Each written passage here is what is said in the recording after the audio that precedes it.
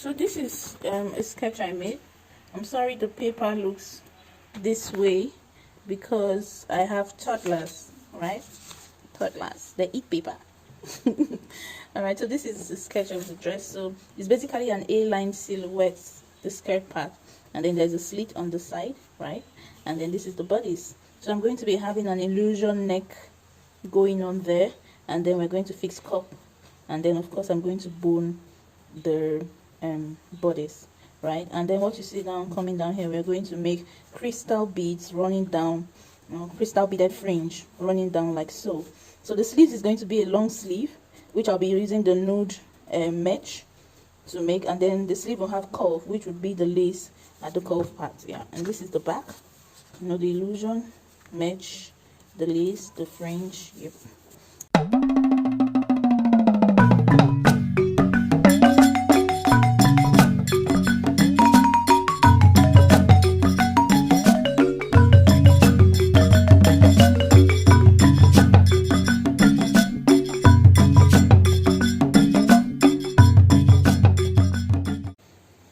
Right, so this is the lace. She sent in her lace, this peach lace. It's actually an ashwebi, a uniform for a marriage. So she wants to look stunning, and this is what we are using. So the peach lace.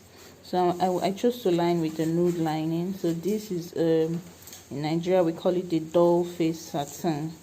So I'll be using this nude colored doll face satin to line, and then this is the mesh for the illusion neckline. She's pretty fair, really fair, with blue eyes. So this is a mesh that suits her skin color, right? A lot darker than her.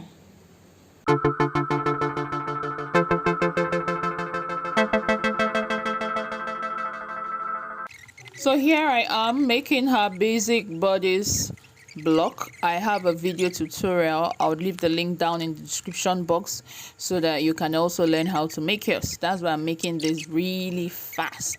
But don't worry, at the end of this I'm going to be showing you how I altered this pattern to make the cups. Also, I have a video where I did this as well. I took my time and explained in details how to do it. I would also drop the link down in the description box. So here I'm marking her bust radius.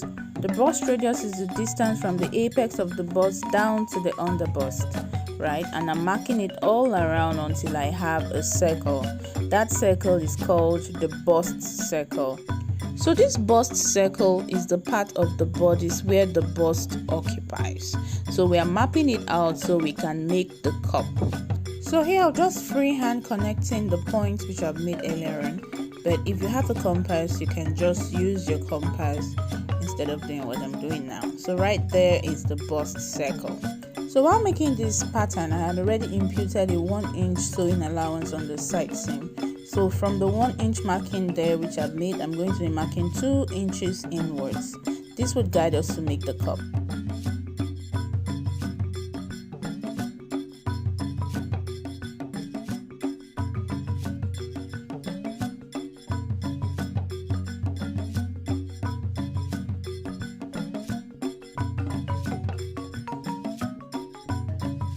Coming to the under bust line, we're going to be contouring the bust or contouring the under bust by taking out 1.5 inch.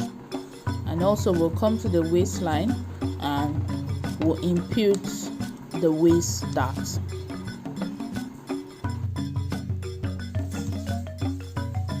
And then using a roller we'll connect the under bust dart to the waist dart. So I'm going to be ruling my bust distance line upwards to touch the sweetheart neckline going on there. Then on second thought, I thought my cup was a bit too high, so I lowered the height of the cup, just as you can see me do, and I crossed out the previous neckline. So this is what we're going to be having as the new neckline. So next I'm going to be tightening the chest. This is very important, else we would have our cup opening. I think somebody has asked me this question on this channel. She said when she makes her breast cup, she finds that it opens at the chest area. The cup doesn't seem to be lapping on her skin. That's because she hasn't tightened, right? So using 2 inches, I tightened my client's chest here, and then using my curved ruler, I connected my style line, as you can see.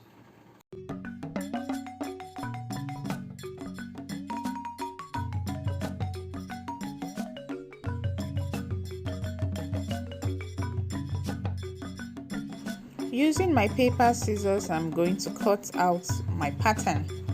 You'll want to actually watch how I'm going to do the cutting of this pattern, guys, especially if you haven't really made a cupped bodice bustier before, because yeah, there are some tricks I'm going to be doing. So don't speed past this aspect of the video.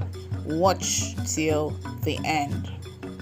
So I just labeled my yoke there and put the place on fold sign because I'm going to be placing the center front on fold.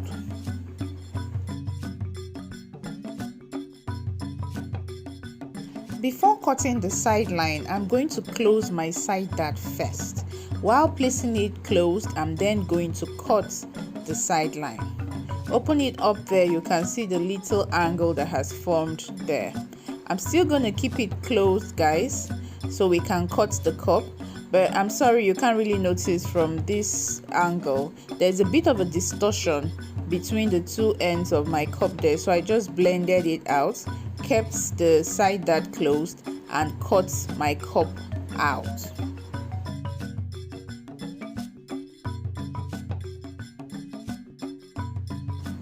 So I labeled the center front of the cup and placed the place on fold sign.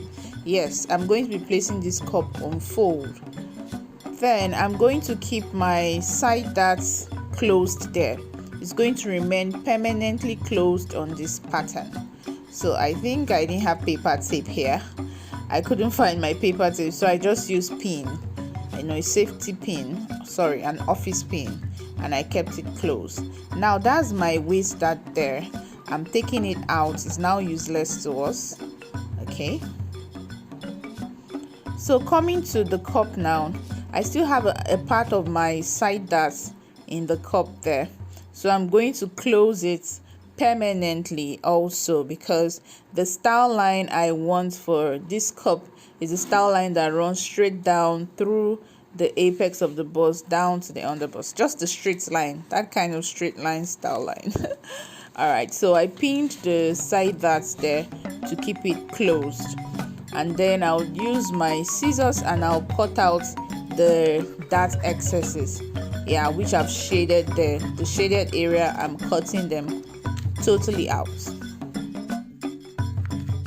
If you're still watching this video and you've watched up to this point, I bet you like what you're watching thus far, like you believe that I know this thing. So please guys, give me a thumbs up. Just hit the thumbs up button. Even if you don't want to subscribe, even though it'd be good if you do, but give me a thumbs up. Thank you.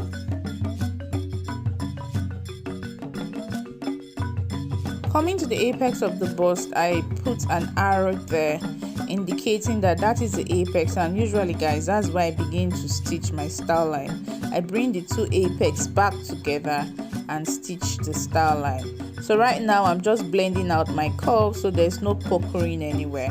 So I have a smooth curve running through my style line. Then I'm making an arrow so I don't get confused, or anybody who handles this pattern doesn't get confused.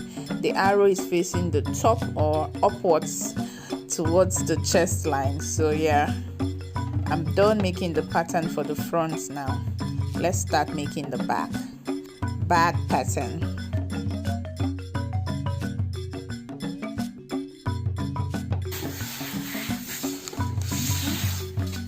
Hope you're not one of those who use the front pattern to cut the back pattern.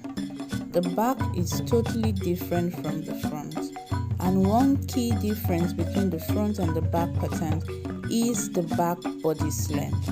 So here I'm marking out the back bodice length. Now I'm going to speed up the drafting of the basics back block because I have a video on this already. So go down to the description box, you'll see a link on how to draft a basics bodice block. There I explain in details what I'm doing. However, don't be in a hurry to skip this part because very soon I'm going to be altering the back into our desired style or design.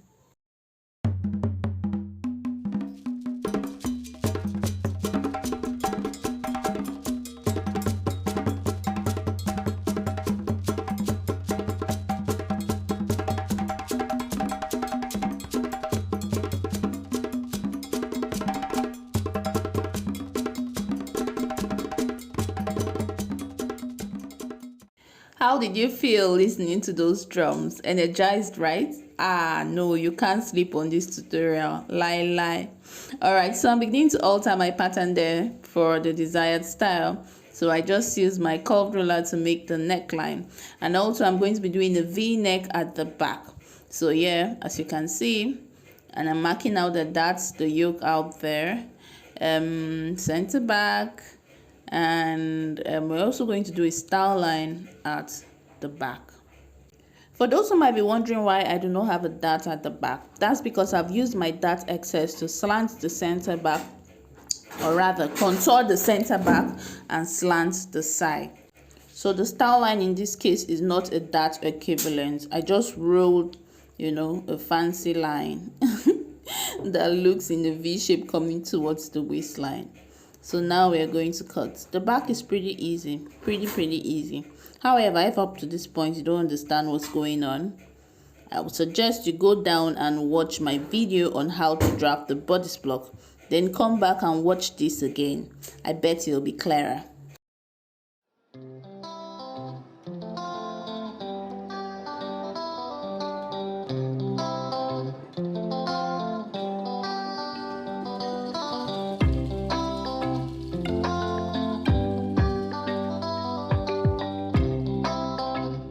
So there I just cut out my contour. The human back is not a straight line. So by contouring the back, we follow the shape of the vertebrae. That's my sides panel there, my center back panel, and of course the yoke.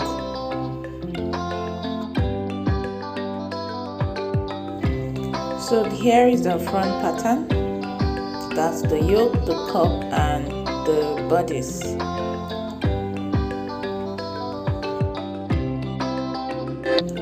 And here is the back pattern as well. That's the yoke there. Notice the V neckline of the back, the center back, and the side panel.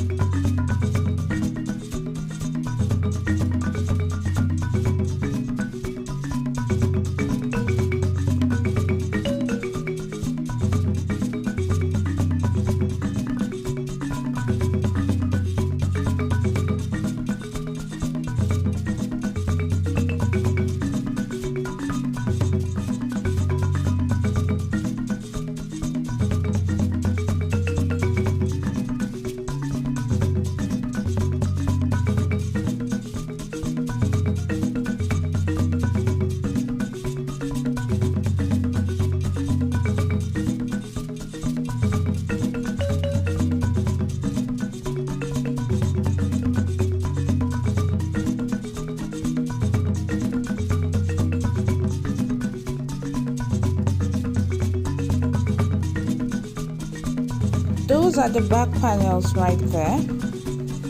Please see you in part 2. This video is getting too long, so I had to break it into 2 segments or 2 parts.